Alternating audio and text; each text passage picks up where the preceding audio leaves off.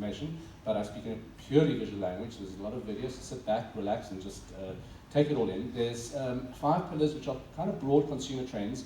Then the most fascinating one, I think, for all of us, but specifically us at Flux, was looking at more African and South African tribes to look into, and we really dug deep into that.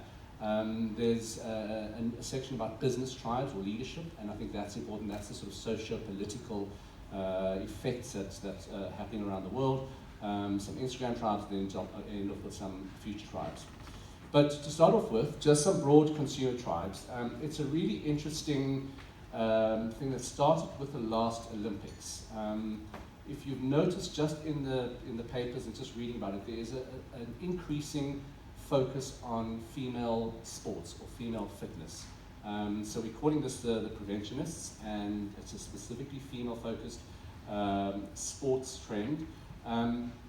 Nike, after the last Olympics, declared that they were going to up their marketing spend and increase from about to spend about $804 million on specifically just women's sports, which is a significant one. And they plan to grow this sector specifically by 2020, next year, to about $11 billion. So it's a very serious investment for them.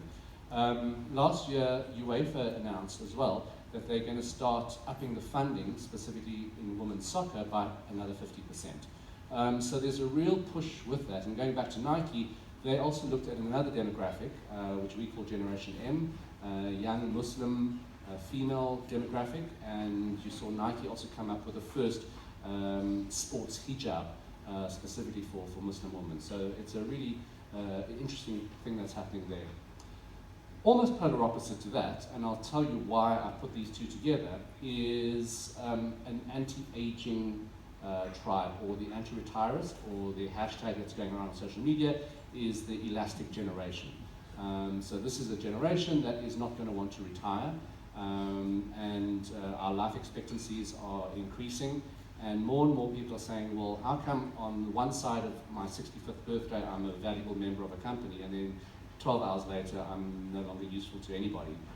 So what we're starting to see as well, and then what we're advocating on the sort of business side of what we do at Flux, is hybrid workforces. Not only hybrid interdepartmental workforces, but intergenerational workforces, because you're going to need both of those kind of skills to navigate a business that is trying to create new tech and new systems, but you need institutional memory, and that mentorship and the dovetailing of that really works well.